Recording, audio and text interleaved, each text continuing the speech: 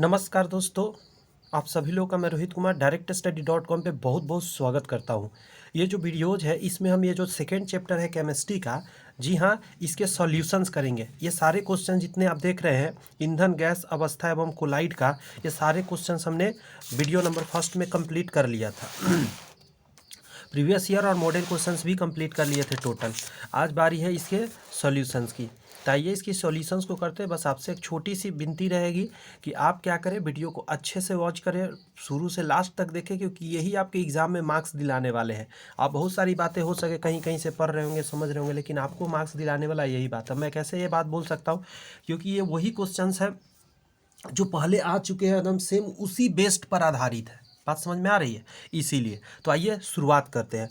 सबसे पहला टॉपिक कह रहा है आपको कि जब मृदा अति क्षारीय हो तथा उसमें पौधे पैदा नहीं होते हो, तब मृदा की गुणवत्ता में सुधार के लिए कार्बनिक पदार्थ मिलाए जाते हैं। कार्बनिक पदार्थ मिलाए जाते हैं। मिट्टी में जब कार्बनिक पदार्थ मिलाया जाता है तो अपघटन के उपरांत उत्पन्न अम्लीय प्रक्रिया पीएच स्तर को कम करने में सहायता करती है। अंडरस्टैंड कर रहे हैं बातों को? पहला तो कहा कि आप कार्बनिक मिलाइए। दूसरा टॉपिक में क्लियर किया, कार्बनिक मिलाने से अपघटन होगा और पीएच का स्तर सही होगा, क्योंकि अम्ल बढ़ जाएगा। देख रहे हैं कितना बढ़िया से एक्सप्लेनेशन है। सामान्य तौर पर ऊपरी मृदा में पीएच मान कम होता है, क्योंकि ऊपरी मृदा कार्बनिक पदार्थों से समृद्ध होते हैं। क्लियर है बात? आगे कहता है, और कार्बनिक पदार्थों के अपघटन से कार्बनिक अम्ल का उत्पादन होता है। ये तो सारी बातें अच्छे से क्लियर है। अब यहाँ समझिए, बिना बूझे चूने का उपयोग मृदा के निम्न कारणों से करते हैं। पीएच स्तर को समायोजित करने के लिए बिना बूझा चूना क्षारीय पदार्थ है, जिसका उपयोग अम्लीय मिट्टी को निष्क्रिय करने के लिए किया जाता है। अम्ल बढ़ गया है, आप उसमें चूना मिलाइए, क्या हो जाएगा? उसके अम्ल की मात्रा कम करेगा। पोषक तत्वों की उपलब्धता बढ़ाने के लिए भी चूना का प्रयोग किया जाता है। मिट्टी की संरचना में सुधार के लिए किया जाता है। पोषक तत्वों के संतुलन को रोकने असंतुलन को रोकने के लिए। जब मिट्टी का पीएच मान 11 हो जाता है तब वह अन उपजाऊ हो जाता है, क्योंकि उसमें बेस बहुत बढ़ गया।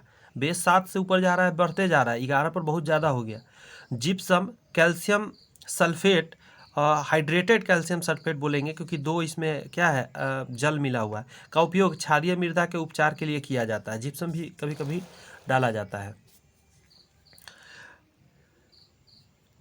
कह रहा है, विकल्प से किसी की भी ऑक्टेन संख्या शून्य नहीं होती है। अभी क्या है मतलब, है तो क्वेश्चन यहाँ नहीं है, बट आगे बढ़ते हैं इसके बारे में क्या क्या है। कह रहा है, ऑक्टेन संख्या के द्वारा गैसालीन का प्रति अपस्फोटक गुण प्रदर्शित किया जाता है। क्वेश्चन आता है कि गैसोलीन का प्रतिस्फोटक गुण किस संख्या द्वारा प्रदर्शित करते हैं? तो ऑक्टेन संख्या द्वारा। विभिन्न हाइड्रोकार्बनों की अपस्फोटन प्रवृत्ति भिन्न भिन्न होती है। आइसो ऑक्टेन तथा एन हेप्टेन की ऑक्टेन संख्या 100 होती है। आप यहाँ पे एक इसका संरचना सूत्र दे सकते हैं। एन हेप्टेन है ये, आगे करा आइसो ऑक्टेन है ये। और भी कुछ बातें हैं, नीचे देख लीजिए। मुख्य सेल के बारे में सही कथन है कि मुख्य सेल, देखिए, पारा सेल प्राथमिक सेल का एक उदाहरण है। पारा सेल जो है प्राथमिक सेल का एक उदाहरण है। पारा सेल को पारा ऑक्साइड बैटरी भी कहा जाता है। पारा सेल को पारा ऑक्साइड बैटरी भी कहा जाता है। यह एक गैर रिचार्जेबल बैटरी है। कैसा है? गैर रिचार्जेबल बैटरी है। पारा सेल में पारा यौगिक कैथोड के रूप में कार्य करता है। पारा सेल में पारा क्या चीज़ का काम करता है? कैथोड का। और जस्ता यौगिक एनोड के रूप में कार्य करता है, जहाँ ऑक्सीकरण होता है। एनोड पर ऑक्सीकरण हो रहा होता है, जस्ता। कहते हैं प्राथमिक सेल के उदाहरण जैसे लेक्लांसेस सेल हो गया, डेनियल सेल हो गया एवं शुष्क सेल हो गया, ये सभी प्राथमिक सेल का उदाहरण है। द्वितीयक सेल का उदाहरण में जैसे हो गया लेड एसिड सेल हो गया, क्यूमुलेटर हो गया, निकेल कैडमियम सेल हो गया, लिथियम आयन सेल हो गया, निकेल मेटल हाइड्रेटेड सेल हो गया। ये सभी क्या है? द्वितीयक सेल के रूप में जाने जाते हैं।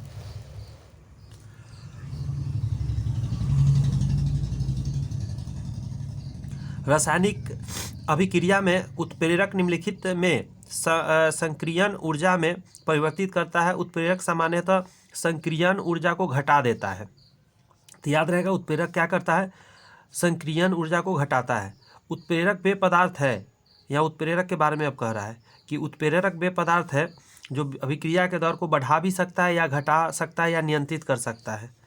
उत्प्रेरक ठोस या तरल या गैस हो सकता है, तीनों रूप में हो सकता है। कोयला का बहुत ज़्यादा उपयोग होता है। कहते हैं संक्रियन ऊर्जा अणु या परमाणु को सक्रिय करने के आवश्यक ऊर्जा की न्यूनतम मात्रा होती है, जिसके कारण पदार्थ रासायनिक प्रक्रिया से गुजर सके।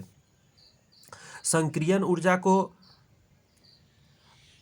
किलोजूल पर मोल में मापा जाता है। उत्प्रेरक के बारे में सर्वप्रथम बर्जीलियस ने बताया। ये भी बहुत इंपॉर्टेंट लाइन है। उत्प्रेरक के बारे में सबसे पहले बर्जीलियस वैज्ञानिक ने एक्सप्लेनेशन दिया था। नेक्स्ट टॉपिक है कि आयामी तर्कों पर आधारित गतिज ऊर्जा का सही सूत्र 1/2 mv² है। किसी वस्तु के गतिज ऊर्जा में परिवर्तन किए गए कार्य के बराबर होता है। फिर से सुनिए, किसी वस्तु में जो गतिज ऊर्जा होता है वो क्या है? परिवर्तन परिवर्तन किए गए कार्य के बराबर हो जाता है। यानी कार्य बराबर ½ mv² कह सकते हैं, या चेंजिंग कह रहा है v² - c² का मतलब है कितना चेंज हुआ उसके वेलोसिटी में। कार्य की बीमा की बात करें तो ml² t-2 कह सकते हैं इसको। गतिज ऊर्जा की बीमा की बात करें तो 1/2 mv² होगा, और इसमें जब इसको मल्टीप्लाई करेंगे तो ml² t-2 बीमा होता है। कभी कभी बीमा पूछता है एग्जाम में, उतना बीमा तो आता नहीं है लेकिन आ सकता है कभी कभी।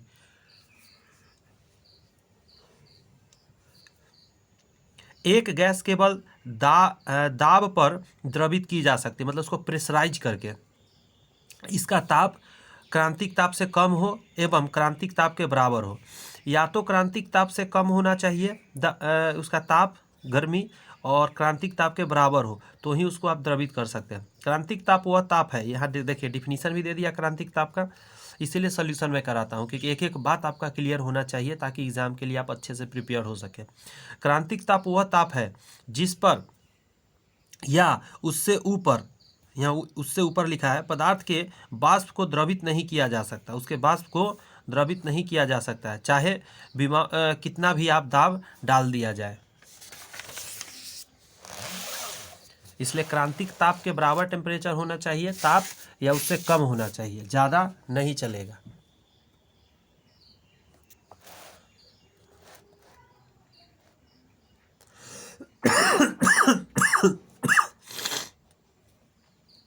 यदि कोई गैस आदर्श गैस समीकरण PV = nRT का पालन करती है तो इसे आदर्श गैस यानी आइडियल गैस कहते हैं। आदर्श गैस जैसा व्यवहार उच्च ताप निम्न दाब पर प्रदर्शित होता है। नेक्स्ट आ रहा है ब्रैग समीकरण को निम्न रूप में प्रदर्शित किया जा सकता है। n lambda = 2d sin theta. Bragg समीकरण तरंगदैर्ध्य लेमडा 2 लगातार परमाण्विक तल के बीच की दूरी d एवं परावर्तन कोण थीटा पर निर्भर करती है, यानी n lambda = 2d sin theta होता है। जो आपके सामने इमेज दिख रहा है, यहाँ से आप समझ सकते हैं ये जो एंगल क्रिएट होता है इसी को बोला जाता है। यहाँ पे इसके बीच में डिस्टेंस को जो एंगल बना रहा है वही है d sin थीटा। इसके बीच की दूरी d है, इसके बीच एंगल जो बन रहा है वो आपका यहाँ पे थीटा बनता है। आगे आइए,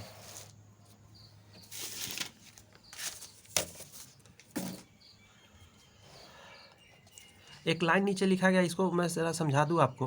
कह रहा है ब्रैग का नियम कहता है कि जब एक्स-रे क्रिस्टल पर आपतित होता है तो आपतन कोण थीटा प्रकीर्णन के समान कोण से वापस परिवर्तित होगा, मतलब जिस एंगल से आ रहा है उसी एंगल से जाएगा।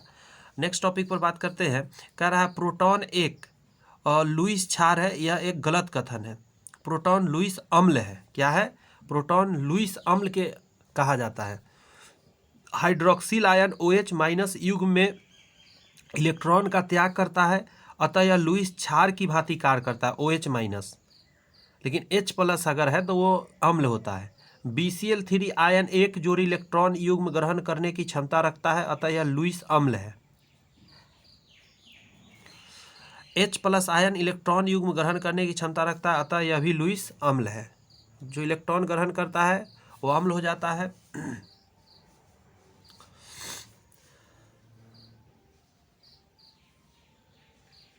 पानी के वाष्पीकरण में एंट्रोपी बढ़ती है। पानी के वाष्पीकरण में एंट्रोपी बढ़ती है। एंट्रोपी सिस्टम में यादृच्छिक यानी रैंडमनेस या अव्यवस्था की डिग्री के रूप में मापी जाती है। और भी बातें पढ़ते हैं इसके बारे में। जब किसी पृथक प्रणाली में अशुद्धि बढ़ जाती है तो एंट्रोपी अधिक हो जाती है। वाष्पीकरण एक ऐसी प्रक्रिया है जिसमें चरण परिवर्तन द्वारा तरल से वाष्प में परिवर्तन होता है। वाष्पीकरण के दौरान जैसे जैसे तरल अवस्था वाष्प में बदलती है तो कोनों के बीच यादृच्छिकता बढ़ती है, जिसके कारण सिस्टम की एंट्रोपी भी बढ़ जाती है। निम्न में सही कथन है कि मिथाइल ऑरेंज का अम्लीय क्षेत्र में लाल रंग तथा क्षारीय क्षेत्र में पीला रंग होता है। यानी ये लाइन तो याद ही रखना है, ये सारी बात, कि मिथाइल ऑरेंज जो होता है वो अम्ल में जाके मतलब एसिड में जाके लाल रंग देता है और क्षार में जाने के बाद पीला रंग देता है। अम्ल और क्षार के बारे में कुछ और नीचे जानिए, कौन कौन सा कलर देता है ये पता रहना चाहिए। जैसे कि आप देख सकते हैं अम्ल लिटमस रंग लाल देता है। लिटमस पत्र को अगर अम्ल में डालिएगा तो लाल हो जाएगा। लाल लिटमस पत्र में कोई रिएक्शन नहीं होगा। नीला है तो लाल हो जाएगा लेकिन लाल का लाल ही रहेगा। मिथाइल ऑरेंज लाल कलर में बदल जाएगा अम्ल में जाने के बाद, और फेनेप्थलीन रंगहीन हो जाता है अम्ल में जाने के बाद। हल्दी अम्ल में जाने के बाद पीला रंग हो जाता है। क्षार के बारे में कहता है नीला लिटमस पर कोई प्रभाव नहीं पड़ता, लेकिन लाल लिटमस डालिएगा तो नीला हो जाएगा। मिथाइल ऑरेंज पीला होगा, अभी ही देखे हमने। फेनेप्थलीन गुलाबी रंग हो जाता है, अम्ल में तो रंगहीन लेकिन क्षार में गुलाबी हो जाता है फेनेप्थलीन।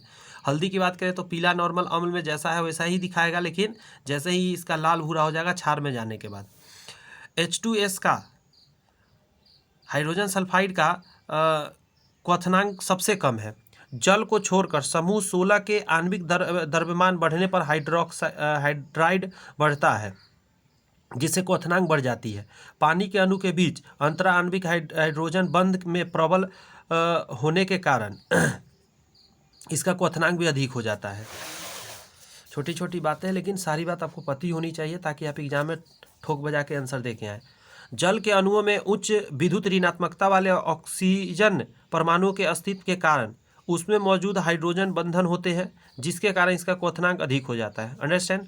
समूह 16 में हाइड्राइडो के क्वथनांक निम्न प्रकार से होते हैं, जैसे H2O उससे कम हो जाता है H2T, उससे कम H2SC, उससे कम H2S। किसी ईंधन की दक्षता उसके कैलोरी मान के संदर्भ में व्यक्त किया जाता है कि कोई ईंधन कितना दक्ष है, कितना एनर्जी दे सकता है, उसके कैलोरी मान से पता कर सकते हैं आप। किसी ईंधन के 1 किलोग्राम के पूर्ण दहन से प्राप्त ऊष्मा की मात्रा उसकी ऊष्मीय मान कहलाती है। ये बहुत इंपॉर्टेंट है, पता नहीं 8 ही 9 क्लास में ये सब चीज़ पढ़ना है या 7 में। करा ईंधन के ऊष्मीय मान को किलोजूल प्रति किलोग्राम यानी किलोजूल प्रति केजी मात्रा द्वारा प्रदर्शित किया जाता है ऊष्मीय मान को। आगे कह रहा है कि ईंधन जलने पर ऊर्जा देता है, सही बात है। ईंधन का जितना अधिक ऊष्मीय मान होगा उतना ही अधिक वो कुशल ईंधन कहलाएगा। यदि कम मात्रा में ईंधन का उपयोग करके अधिक मात्रा में ऊष्मा उत्पन्न होती है तो इसका मतलब उसका ऊष्मीय मान बहुत अच्छा है और बहुत मतलब स्ट्रांग है, वो ईंधन अच्छा कहलाएगा, बहुत अच्छा। यह द्रव्यमान द्वारा विभाजित ऊर्जा की मात्रा है। ऊष्मीय मान की इकाई इससे प्राप्त की जा सकती है, जैसे ऊष्मीय मान बराबर ऊर्जा बटा द्रव्यमान। कितना ऊर्जा कितना द्रव्यमान में मिल रहा है, ये का मान जितना कमेगा और ये जितना बढ़ेगा उतनी ही ऊष्मीय मान अच्छा हो जाएगा, बढ़ जाएगा उसका। सौर ऊर्जा को विद्युत ऊर्जा में फोटोवोल्टेइक सेल द्वारा परिवर्तित किया जाता है। सौर सेल, जिन्हें फोटोवोल्टिक सेल भी कहा जाता है, सूर्य के प्रकाश को सीधे विद्युत में परिवर्तित करते हैं। फोटोवोल्टेइक, जिसे अक्सर पीवी के रूप में संक्षिप्त किया जाता है, का नाम प्रकाश फोटोन को बिजली वोल्टेज में परिवर्तित करने की प्रक्रिया से मिलती है, जिसे फोटोवोल्टिक प्रभाव कहा जाता है। यहाँ पे देख सकते हैं, पिक्चर भी दे दिया गया है अच्छे से समझने के लिए। आगे कह रहा है फोटोवोल्टिक सेल की सबसे महत्वपूर्ण परत लेयर इसमें लगे विशेष रूप से उपचारित अर्धचालक परत यानी सेमीकंडक्टर है। यदि दो अलग अलग परतों P प्रकार और N प्रकार से बने हैं और यह वास्तव में फोटोवोल्टिक प्रभाव नामक प्रक्रिया के माध्यम से सूर्य की ऊर्जा को उपयोगी बिजली में परिवर्तित करता है। अर्धचालक के दोनों ओर प्रवाहित सामग्री की एक परत होती है जो उत्पादित विद्युत को एकत्रित करती रहती है। आइए अब 14 नंबर को देखते हैं। मैं यह बता रहा था यहाँ पे, इस टॉपिक को अब देखिए कि ऊष्मा इंजनों में सामान्य रूप से पेट्रोल इंजन में कार्बोरेटर का प्रयोग किया जाता है। ऊष्मा इंजन में सामान्य रूप से पेट्रोल इंजन में कार्बोरेटर का प्रयोग किया जाता है। कार्बोरेटर, जिसे कार्बोरेटर या कार्बोरेटर भी कहा जाता है, ये एक उपकरण है जिसका उपयोग गैसोलीन आंतरिक दहन इंजन द्वारा इंजन में प्रवेश करने वाले वायु को सीमित करने, ईंधन को नियंत्रित करने और ईंधन के साथ वायु को मिश्रित करने के लिए किया जाता है। कार्बोरेटर के कार्य निम्न है, बहुत इंपॉर्टेंट टॉपिक है, हमारा हम लोग के मोटरसाइकिल में लगा रहता है। कार्बोरेटर स्पार्क इग्निशन इंजन के लिए वायु और ईंधन दो दहन के लिए उपयुक्त, मतलब ये जो वायु है ईंधन के लिए जो उपयुक्त है का मिश्रण बना देता है। कार्बोरेटर का उपयोग वाहन की गति को नियंत्रित करने के लिए भी किया जाता है। यह पेट्रोल को बारीक बूंदों में बदल देता है और वायु में इस तरह मिला देता है कि वह बिना किसी समस्या के इंजन में आसानी से जल जाए। क्योंकि वायु में मिलेगा तो ऑक्सीजन मिलेगा, तभी तो अच्छे से जलेगा ना, अंडरस्टैंड। पेट्रोल इंजन को स्पार्क इग्निशन इंजन के रूप में जाना जाता है क्योंकि चिंगारी का उपयोग वायु और पेट्रोल या गैसोलीन के मिश्रण को जलाने के लिए किया जाता है। डीजल इंजन को कंप्रेस इग्निशन इंजन के रूप में जाना जाता है। यूरेनियम 235 एक अच्छा नाभिकीय ईंधन है। ये बात पता, ये टॉपिक पर ध्यान दिए, एक लाइन का था लेकिन इंपॉर्टेंट है। डीजल इंजन को कंप्रेस इग्निशन इंजन के रूप में भी जाना जाता है।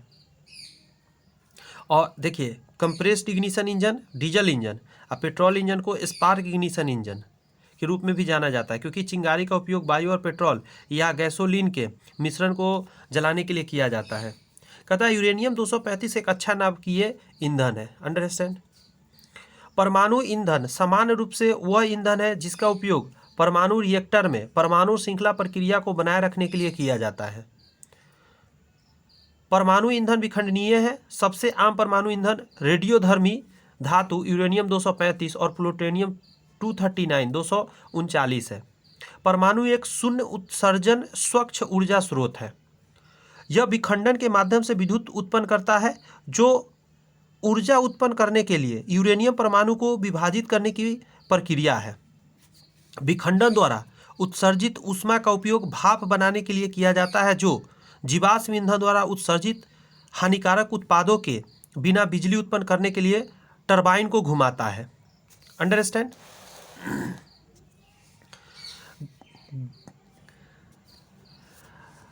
गैसों को उच्च दाब निम्न ताप पर द्रवित किया जा सकता है। तो कई बार मैं कहा कि गैस को उच्च दाब देना है और टेम्परेचर एकदम कम कर देना है। गैस मुख्य रूप से तत्व, यौगिक आदि रूप में पाया जाता है। वायु समांगी मिश्रण है। तत्व गैसें हैं hydrogen, helium, nitrogen, oxygen, fluorine, neon, chlorine, argon, krypton, xenon, radon. यौगिक के रूप में गैस है carbon dioxide, carbon monoxide, sulphur dioxide, nitrogen dioxide, sulphur monoxide. ये सब चीज़ तो लिखा नहीं गया है, बहुत सारे हैं। गैस कणों के बीच की गति यादृच्छिक होती है, मतलब किसी तरह घूमते रहता है वो। गैसों के अणु ब्राउनी गति का पालन करते हैं। गैसों के अणु प्रत्यास्थ संघट्ट करते हुए ब्राउनियन गति करते हुए एक स्थान से दूसरे स्थान तक गमन करते हैं। गैसों में गुरुत्वाकर्षण के विरुद्ध आपस में मिलने का गुण पाया जाता है जिसे विसरण कहा जाता है। ग्राहम के अनुसार विसरण की दर गैसों के घनत्व के वर्गमूल का व्युत्क्रमानुपाती होता है। ग्राहम ने क्या कहा है, गौर से सुनिए, फिर से यहाँ सुनिए। गैसों में गुरुत्वाकर्षण के विरुद्ध आपस में मिलने का गुण पाया जाता है जिसे विसरण का गुण कहा जाता है। बात समझ में आया? यानी ऐसे आप गैस रखिए यहाँ पे, और एक यहाँ पे गैस रखिए और एक यहाँ पे गैस रखिए, और ये पट्टी को हटा दीजिए, ये दोनों आपस में मिल जाएगा। जबकि गुरुत्वाकर्षण के हिसाब से इसको नीचे आना चाहिए था, लेकिन ये ऊपर भी जा सकता है मिलने का, यही यहाँ कहा गया है। ग्राहम के अनुसार क्या है, विसरण की दर गैसों के घनत्व के वर्गमूल का व्युत्क्रमानुपाती होता है। विसरण की दर किस रफ्तार से आपस में मिलेगा, ये घनत्व के वर्गमूल के व्युत्क्रमानुपाती होता नहीं है। आर जो है प्रोपोर्शनल होता है 1/√d के, डी फॉर डेंसिटी। फिर कह रहा है दूध से मक्खन को अलग अपकेंद्रीय विधि द्वारा करते हैं। अपकेंद्रीय विधि में केंद्र से बाहर पदार्थ के अणुओं की गति होती है।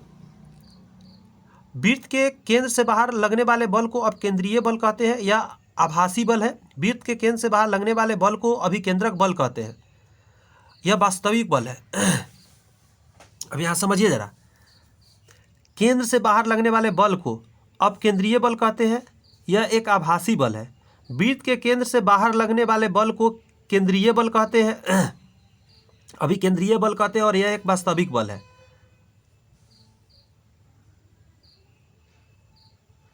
अभिकेंद्रीय बल का सूत्र जो है Fc बराबर होता है mv²/r²। नेक्स्ट यहाँ से मॉडल क्वेश्चंस का अब आ गया है सॉल्यूशन। जब आयतन और तापमान के बीच ग्राफ खींचा जाता है तो यह सरल रेखा होती है। यहाँ से यहाँ तक तो बहुत इंपॉर्टेंट लाइन हो गया। -273.15 डिग्री सेल्सियस पर यह एक्स अक्ष को काटता है। इस तापमान पर गैसों का आयतन शून्य हो जाता है। गैसों का आयतन क्या होता है? शून्य होता है। नियत दाब पर आयतन परम ताप का समानुपाती होता है। नियत दाब पर आयतन जो होता है वो परम ताप पर समानुपाती होता है, वो आप देख सकते हैं यहाँ पे। बॉयल का नियम, डाल्टन का नियम एवं एवोगाद्रो के नियम से, ये तीनों आदमी के नियम को कुछ समझिए यहाँ पे। पहला कहता है बॉयल का नियम, भी आयतन जो प्रोपोर्शनल होता है 1/p दाब के, यानी P1 V1 बराबर P2 V2 होता है। डाल्टन का नियम, P दाब प्रोपोर्शनल होता है परम ताप T के, यानी P1 T1 बराबर P2 T2। एवोगाद्रो का नियम कहता है आयतन जो है V ये प्रोपोर्शनल होता है n मोलों की संख्या के, यानी V1 N1 बराबर V2 N2। आगे देखिए, वह तापमान जिस पर किसी गैस का संपूर्ण आयतन शून्य हो जाता है, वह तापमान जिस पर किसी गैस का संपूर्ण आयतन शून्य हो जाता है वह परम शून्य ताप कहलाता है। परम शून्य ताप 0 केल्विन है या -273.15 डिग्री सेल्सियस को माना जाता है। आगे बढ़िए, STP स्टैंडर्ड टेम्परेचर पॉइंट पर किसी गैस की संपीड्यता गुणक इकाई से कम है, अतः VM जो है वो छोटा है, 22.4 लीटर से कम होता है। एक आदर्श गैस के लिए PV बराबर nRT होता है, Z बराबर होता है किसी गैस के मोलर आयतन और एक आदर्श गैस के मोलर आयतन के अनुपात को संपीड्यत गुण कहा जाता है। बात समझ में आया? कभी कभी पूछा जाता है संपीड्यत गुण क्या है। संपीड्यत गुण Z बराबर PV/nRT होता है। आदर्श गैसों का मोल आयतन 22.4 लीटर मतलब अर्थात महत्तम होता है।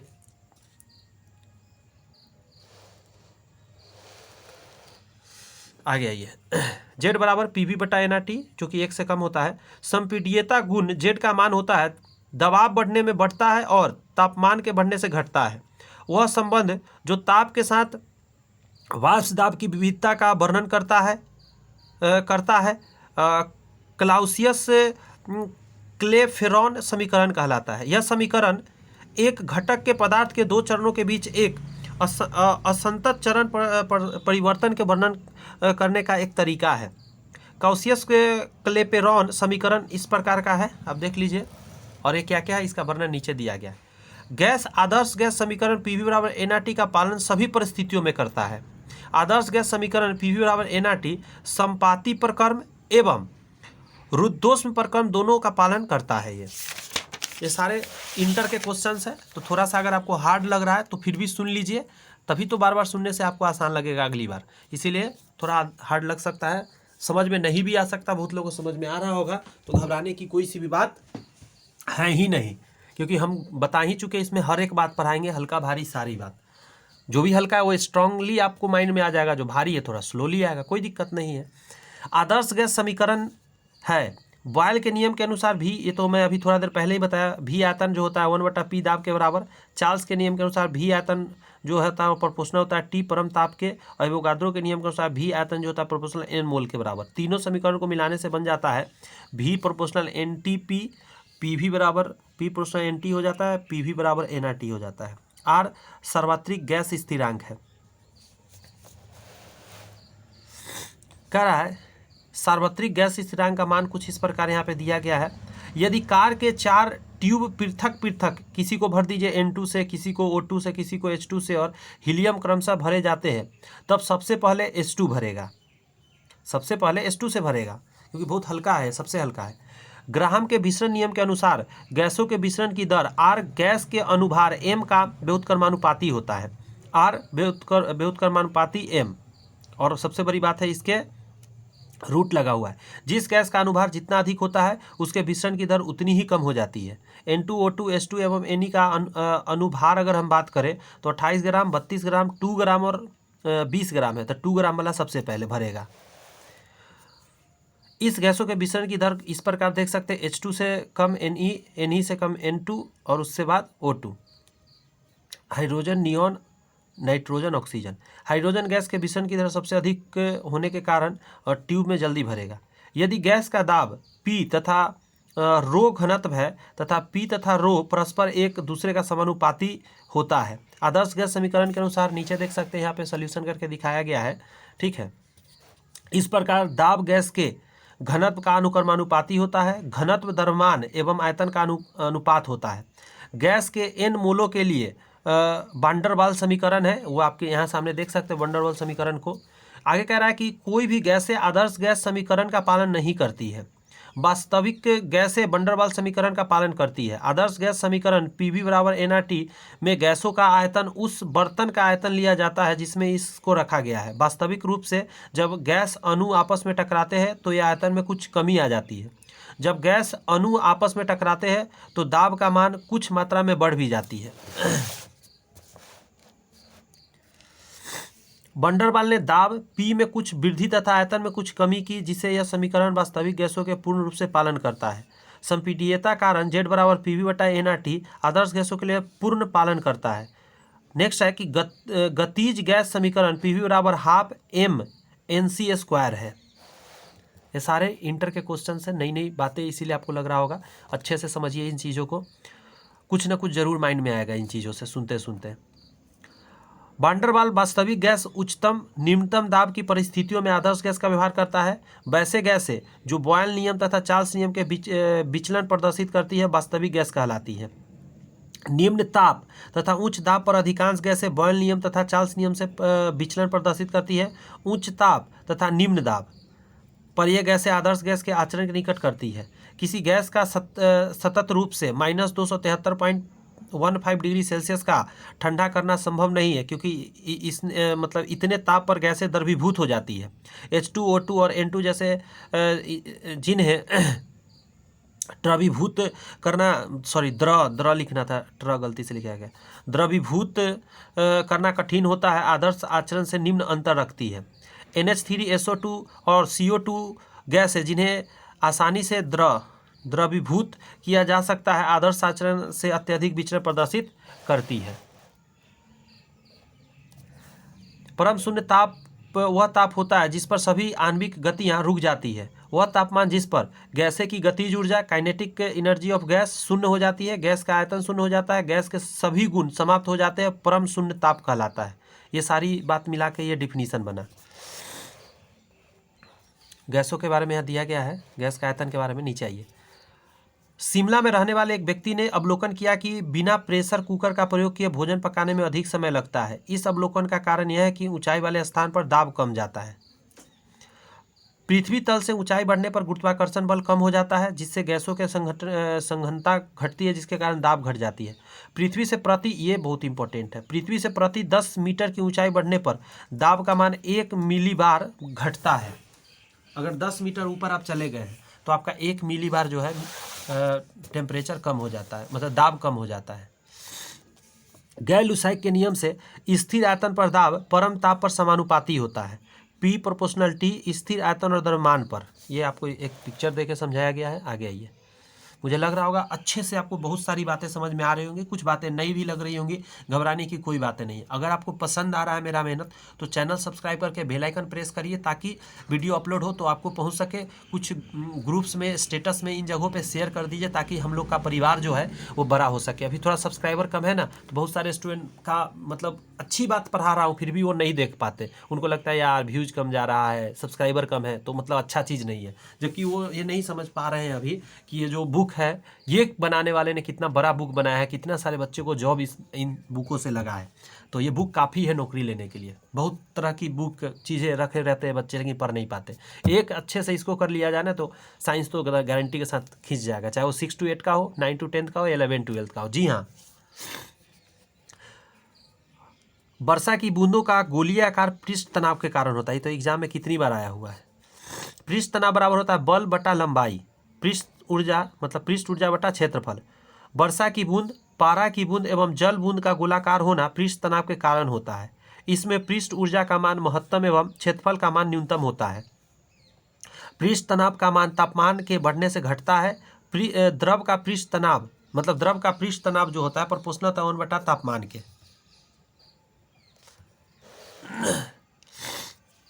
रिश्त तनाव के दो मुख्य कारक हैं।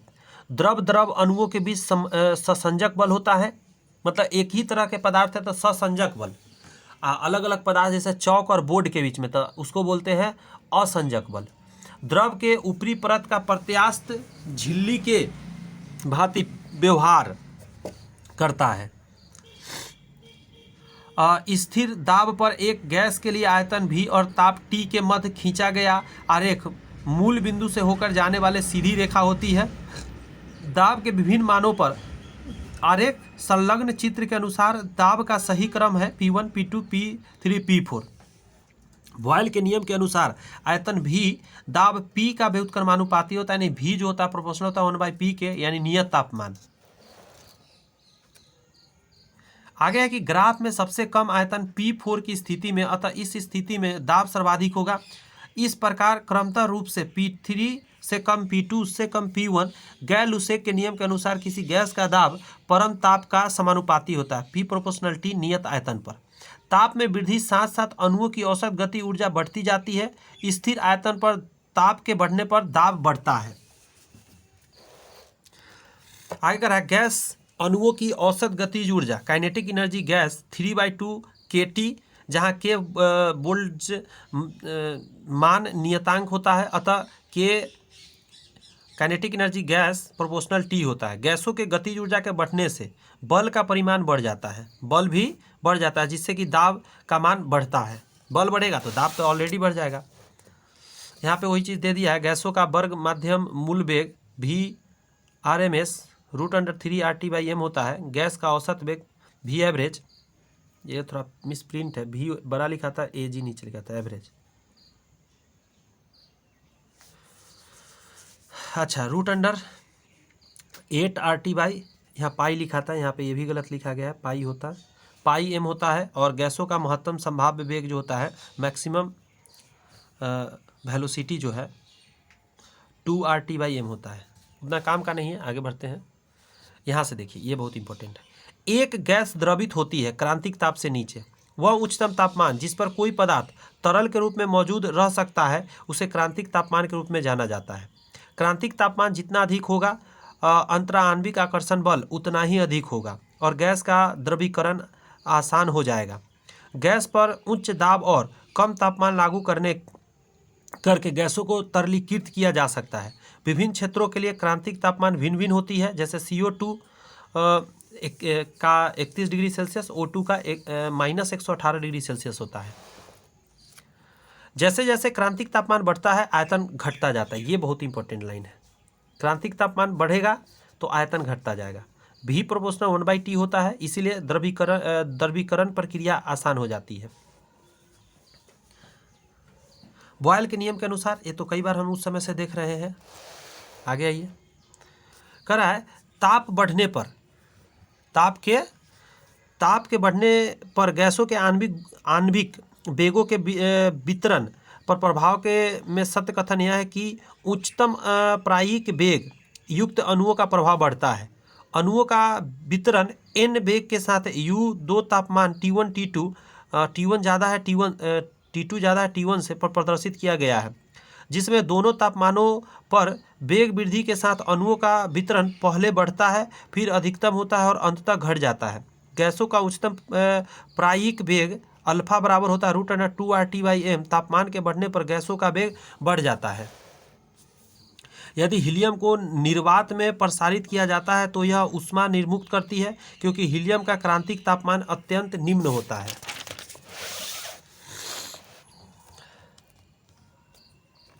वास्तविक गैसों पर जूल थॉम्सन प्रयोग को इस प्रकार लिखा जाता है, पाई JT बराबर ρT/ρP, जहाँ पाई नहीं कहिए, म्यू कहिए, माफ़ी चाहते हैं, म्यू JT जूल थॉम्सन नियतांक है। वास्तविक गैसों का नियत तापमान होता है, जिसे म्यू JT का चिन्ह परिवर्तित होता है। यहाँ पे देख सकते हैं, आगे आइए। ये लाइन को समझिए जरा, ये क्या लिखा गया है कि वायुमंडलीय दाब पर हीलियम और हाइड्रोजन का व्युत्क्रम तापमान बहुत कम होता है, अतः विस्तार पर यह गर्म हो जाता है। एक ऊष्माक्षेपी अभिक्रिया उत्पन्नीय के लिए गिब्स मुक्त ऊर्जा के लिए धनात्मक मान होता है। गिब्स फ्री एनर्जी किसी सिस्टम की थर्मोडायनेमिक्स मात्रा है जो कार्य करने के लिए उपलब्ध ऊर्जा है। आगे कहता है कि किसी प्रणाली के लिए गिब्स ऊर्जा जिसको डेल्टा जी में परिवर्तित निम्नलिखित समीकरण के अनुसार एंथैल्पी डेल्टा एच में परिवर्तन और एंट्रोपी डेल्टा एच में परिवर्तन पर निर्भर करता है। आप देख सकते हैं यहाँ पे एस होता है, ठीक है, हम इस प्रिंट है कह रहा डेल्टा जी बराबर delta H minus delta T delta S. यदि डेल्टा ऋणात्मक हो जाए तो डेल्टा एस धनात्मक, तो डेल्टा जी सदैव ऋणात्मक होगा और प्रतिक्रिया सभी तापमान पर स्वतः स्फूर्त होगा। ये बातें जो मैं पढ़ रहा हूँ बहुत लोग को नहीं पल्ले पड़ रहा होगा, जिनका भी इंटर का क्लास कमज़ोर है, तो घबराना नहीं है। आगे आइए। अभिक्रियाएं जिसका मानक ऊर्जा परिवर्तन हमेशा शून्य से कम होता है का साम्य स्थिरांक हमेशा इकाई से अधिक होता है। यदि प्रणाली संतुलन में होता है तब आगे की प्रक्रिया की दर जो रेट ऑफ फॉरवर्ड रिएक्शन है, पीछे की प्रक्रिया की दर यानी रेट ऑफ बैकवर्ड के बराबर हो जाता है। ऐसी स्थिति में क्या होता है इसे समझिए। मिश्रण उत्पाद समृद्ध होता है तो संतुलन स्थिरांक 1 से अधिक होता है। मिश्रण अभिकारक समृद्ध होता है तो संतुलन स्थिरांक 1 से कम होता है। संतुलन की अभिक्रिया में मानक गिब्स ऊर्जा डेल्टा जी बराबर 0 शून्य के बराबर हो जाता है। OH स्पेसीज लुईस क्षारक के समान कार्य करता है। OH जो माइनस है आयन का एक इलेक्ट्रॉन युग्म त्यागने की क्षमता रखता है, अतः यह लुईस क्षारक की भांति व्यवहार करता है। लुईस अम्ल के बारे में कहा जाता है कि वह रासायनिक स्पीशीज है जिसमें रिक्त कक्षाएं होती है और यह एक इलेक्ट्रॉन लेने की क्षमता रखती है। यहाँ पे देख सकते हैं लुईस क्षारक वह रासायनिक स्पीशीज है जिसमें उच्चतम अधिकृत आणविक कक्षक उपस्थित होता है। ये लुईस एसिड से एक इलेक्ट्रॉन त्यागने की क्षमता रखती है। ये तो न्यूमेरिकल्स है। एक टॉपिक यहाँ इसको समझ लीजिए कि CO2 अपचायक नहीं है। अपचायक अपना ऑक्सीकरण तथा दूसरे का अपकरण करता है। ये याद रहेगा अपचायक के बारे में, तो ये उपचायक होगा। अपचायक के प्रमुख उदाहरण है जैसे हाइड्रोजन हो गया, क्षार धातु हो गया, फॉर्मिक अम्ल हो गया, ऑक्जेलिक अम्ल हो गया, सल्फाइड आदि हो गया। ऑक्सीकरण अपना अपचयन तथा दूसरे का ऑक्सीकरण करता है, ऑक्सीकारक, जिसको अपचायक बोलते हैं। CO2 ऑक्सीकारक है। SO2 तथा H2O2 ऑक्सीकारक एवं अपकारक दोनों के भांति काम करता है। इसके बाद न्यूमेरिकल्स है। यहाँ पे अब एक ही बार आपको समझना पड़ेगा कि ग्रेफाइट में स्तरीक जालक लेयर्ड लैटिक्स होता है जिसका परतें वांडरवाल्स बलों द्वारा जुड़ी होती है। ग्रेफाइट कार्बन का रवादार अपरूप है। यह ऊष्मा एवं विद्युत का सुचालक है। इसकी संरचना षटफलकीय होती है। इसका संकरण sp2 होता है। इलेक्ट्रॉन के आदान प्रदान के फलस्वरूप बने बंधन को वैद्युत संयोजक या आयनिक बंधन कहते हैं। इलेक्ट्रॉन के साझेदारी द्वारा बना बंधन सहसंयोजक बंधन होता है इलेक्ट्रॉन के साझेदारी से।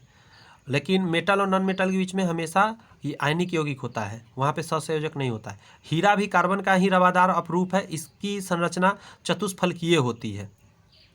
आगे कहता है इसका sp3 होता है संकरण। किसी गैस के केवल उसके क्रांतिक ताप से कम पर ही द्रवीभूत किया जा सकता है। इसे क्रांतिक ताप पर गैस तथा द्रव अवस्था के मध्य कोई विभेद नहीं रहता है।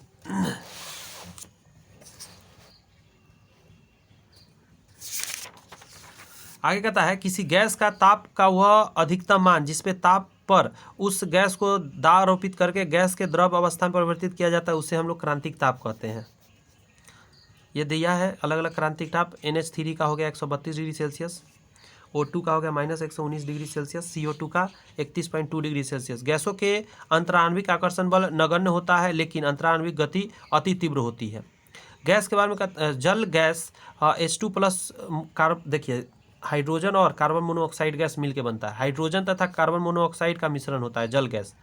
इसे लाल तप्त कोक पर भाप प्रवाहित करने की प्रक्रिया से होता है, इसे आप प्राप्त कर सकते हैं।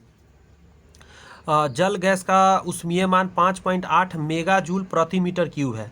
प्रोड्यूसर गैस ये अलग हो गया, यहाँ से ये अलग था और ये अलग हो गया। प्रोड्यूसर गैस होता है कार्बन मोनोऑक्साइड में N2 का मिश्रण होता है। इसे गैस का ऊष्मीय मान 3.7 मेगा जूल प्रति मीटर क्यूब है। क्यूबलेटर जल एक अलग हो गया यहाँ से, कार्बोरेटर जल कार्बन मोनोऑक्साइड में हाइड्रोजन प्लस हाइड्रोकार्बन्स का मिश्रण होता है।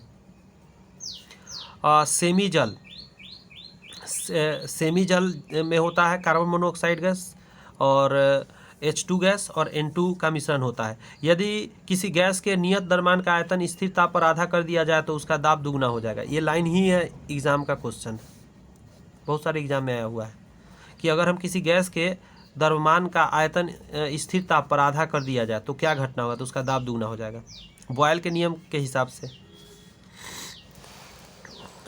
इस टॉपिक को समझिए। कोल गैस का अवयव N2 नहीं होता है, कोल गैस में N2 नहीं मिलेगा। यह सामान्यतः मीथेन मिलेगा, हाइड्रोजन और कार्बन मोनोऑक्साइड का मिश्रण होता है। यदि बिटुमीन कोयले के भंजक आसवन से वायु की अनुपस्थिति में गर्म करने से प्राप्त होता है, अगर इसको प्राप्त करना है तो ये काम करना पड़ेगा।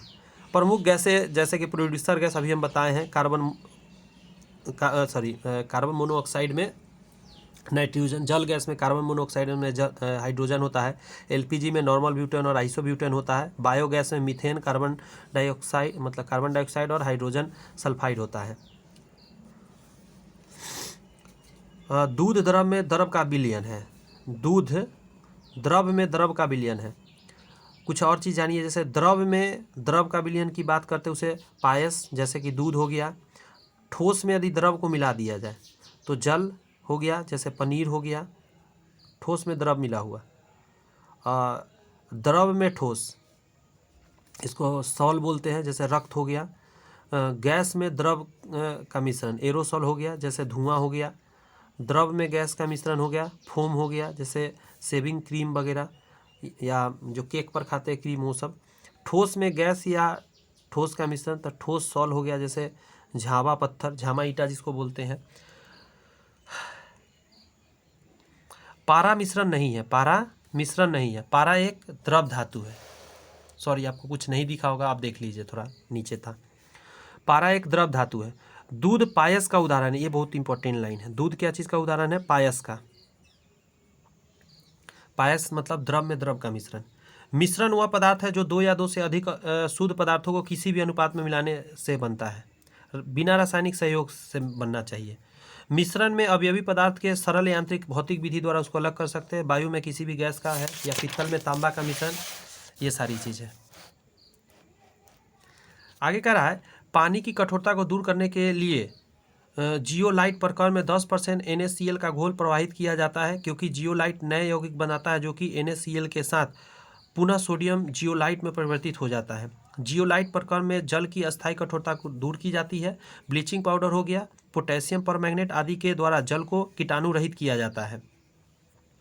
जल की अस्थायी कठोरता उबाल कर दूर किया जा सकता है। ईंधन में लेड टेट्रा एथिल एवं, अच्छा ये चीज़ आपको एक बात बताता हूँ, जल की जो अस्थायी कठोरता होती है उसे उबाल कर दूर किया जा सकता है। जब आप पानी को गर्म करते हैं आप देखते हैं उजला उजला उजला उजला कुछ चीज़ उस पर आ जाती है, ये वही होती है। आगे कह रहा है कि ईंधन में लेड टेट्रा एथिल एवं एथिल ब्रोमाइड मिलने पर अपस्फोट विरोधी गुण बढ़ता है। जब ईंधन को जलाया जाता है तो इंजन के कल पुर्जे आपस में घर्षण करते हैं, जिससे ध्वनि उत्पन्न होती है, इसे अपस्फोटन कहते हैं। इस अपस्फोटन के कारण अत्यधिक ऊर्जा का क्षय होता है, जिसे कम करने के लिए अस्फोटन रोधी का प्रयोग किया जाता है। पेट्रोल की गुणवत्ता ऑक्टेन संख्या द्वारा मापा जाता है, जिससे पेट्रोल में इसकी मात्रा अधिक होती है, इसे अच्छा पेट्रोल माना जाता है। Power petrol, petrol plus ethanol alcohol का मिश्रण होता है। उच्च ऑक्टेन संख्या वाले पेट्रोल को गैसोलीन कहा जाता है।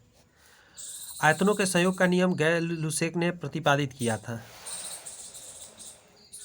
आगे कहता है कि हाइड्रोजन गैस का कैलोरी मान सबसे अधिक लगभग 150 किलो जूल प्रति ग्राम है, जबकि लकड़ी का कैलोरी मान 17 किलो जूल प्रति ग्राम, एलपीजी का कैलोरी मान 50 किलो जूल प्रति ग्राम तथा कोयले का कैलोरी मान 33 किलो जूल प्रति ग्राम है। हाइड्रोजन को भविष्य का ईंधन कहा जाता है। सोडियम एसीटेट की सोडा लाइम NaOH से क्रिया करके मीथेन गैस मिलती है। यहाँ के बाद न्यूमेरिकल्स है। यहाँ पे एक चीज़ और समझिए, कह रहा है कि रक्त एक प्राकृतिक कुलाइड है। यह ऋण आवेशित कुलाइडीय निकाय है। NaCl मतलब नमक, यूरिया तथा गन्ने की शक्कर जल में वास्तविक विलयन बनाते हैं। रक्त सोल कुलाइड है। रक्त सोल एक तरह का, मतलब रक्त क्या है, एक तरह का सोल कुलाइड है, ये कहना चाह रहा है। रक्त में द्रव में ठोस का मिश्रण है। यह एक संयोजी उत्तक भी कहलाता है, कनेक्टिव टिश्यू। यह शरीर को पोषक पदार्थ तथा ऑक्सीजन पहुंचाने में कार्य करता है और कार्बन डाइऑक्साइड गैस को निकालने में काम करता है शरीर से। आगे कहता है एवोगाद्रो नियम के अनुसार समान ताप तथा दाब पर सभी गैसों के समान आयतन के अणुओं की संख्या समान होती है। बॉयल के नियम कहता है नियत ताप पर आदर्श गैस के लिए दिए गए द्रव्यमान के लिए गैस का आयतन उसके दाब का व्युत्क्रमानुपाती होता है। आगे कहा जा रहा है उच्च ताप एवं निम्न दाब पर वास्तविक गैसें आदर्श गैसों का समान व्यवहार दर्शाती है। आदर्श गैस समीकरण PV = nRT होता है। वास्तविक गैस वह गैस जो वैन डर वाल्स के नियम का पालन करते हैं। कोई भी आगे कहा जा रहा है कि कोई भी गैस आदर्श गैस नहीं है, सभी वास्तविक गैस है, लेकिन उच्च ताप एवं दाब पर वास्तविक गैस आदर्श गैस की भांति व्यवहार करने लगता है। काष्ठ मतलब लकड़ी से कोयले का बनना कार्बोनीकरण है। कोक कार्बन का सबसे शुद्ध रूप है। कोक का उपयोग स्टील के निर्माण में और कई धातुओं के निष्कर्षण में होता है। वह घटना जिसमें किसी ठोस की सतह पर कुछ कण या अणु निक्षेपित हो जाते हैं या चिपक जाते हैं, इस घटना को अधिशोषण की घटना कहा जाता है। मृत वनस्पति के धीमे प्रकरण द्वारा कोयले में परिवर्तन की कार्बोनीकरण कहते हैं। पेट्रोलियम को काला सोना के रूप में भी जाना जाता है। लास्ट जो क्वेश्चन था उसको समझ लीजिए कि प्लाज्मा अवस्था में अति ऊर्जावान एवं अति उत्तेजित कण मौजूद होते हैं। प्लाज्मा को पदार्थ के चौथी अवस्था कहा जाता है। प्लाज्मा मुक्त इलेक्ट्रॉनों और धनावेशित आयनों से बना होता है। प्लाज्मा को लेजर, माइक्रोवेव जनरेटर या किसी मजबूत विद्युत चुम्बकीय क्षेत्र का उपयोग करके बनाया जा सकता है। प्लाज्मा का उपयोग टेलीविजन, नियॉन साइन और फ्लोरोसेंट रोशनी में किया जाता है। पदार्थ की 3 अवस्थाएं होती है, ठोस, द्रव और गैस। इसके अलावा 2 होती है, एक होता है बोस-आइंस्टाइन, एक होता है प्लाज्मा। तो चलिए आज का सेवा इतना ही रहेगा। अगर आपको सेशन पसंद आई है, लास्ट तक आप बने हुए, इसका मतलब तो बहुत बड़ी बात है, क्योंकि इसमें इंटर का क्वेश्चन था, टफ क्वेश्चन था, फिर भी आप लास्ट तक है तो बहुत बड़ी बात है। चैनल सब्सक्राइब करके बेल आइकन प्रेस करिए, कुछ ग्रुप्स वगैरह में शेयर करिए, क्योंकि ये बुक जो पढ़ेगा उसके लिए बहुत महत्वपूर्ण होगा। और नेक्स्ट जो हमारा वीडियो आएगा वो आपको इस चैप्टर का आएगा। चैप्टर नंबर 3 है आवर्त सारणी, धातु अधातु और उसके यौगिक। बहुत ज़्यादा इंपॉर्टेंट है, बहुत ज़्यादा। नेक्स्ट वीडियो इसी पर मैं ला रहा हूँ और जल्दी केमिस्ट्री कंप्लीट करके बायोलॉजी में आएंगे, क्योंकि सबसे ज़्यादा क्वेश्चन तो बायोलॉजी से ही एग्जाम में बनते हैं कि नहीं। तो चलिए, all the best, bye bye, thank you.